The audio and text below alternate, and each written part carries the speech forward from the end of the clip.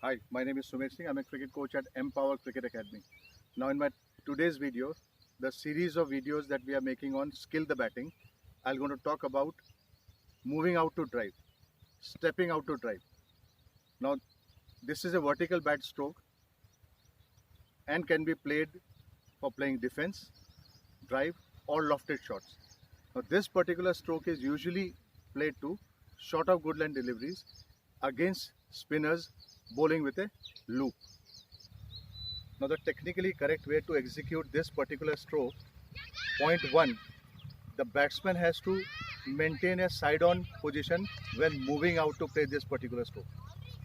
The second technical point that has to be kept in mind while playing this stroke, a batsman has to unweight the front foot while moving towards the line of the ball. Now, initially what happens, the weight is transferred on the back foot, which helps in unweighting the front foot, and execution of stroke becomes much easier. The third technical point which has to be kept in mind, that the first step should be bigger than the subsequent step. Now, the fourth technical point while executing this stroke, which is to be kept in mind, that the back foot moves behind the front foot. The back foot toe moves behind the front foot heel. This can also be remembered as a crossover step. Now, the fifth and the last technical point which is to be kept in mind is while completing this step out or move out drive, a batsman has to keep in mind that the execution should exactly be like playing a front foot drive. So now let's have a look at the demonstration of this stepping out or moving out to drive, a front on view and a side on view, to exactly understand how to execute this shot.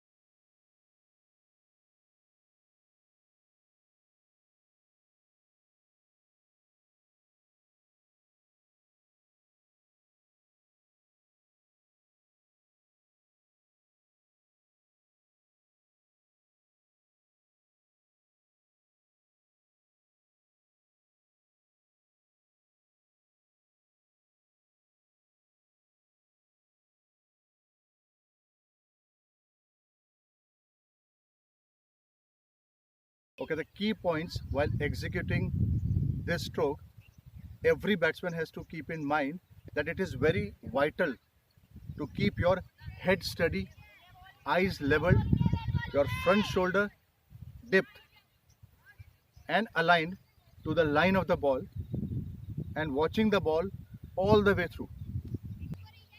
The next key point, which is very important, react after the ball is released.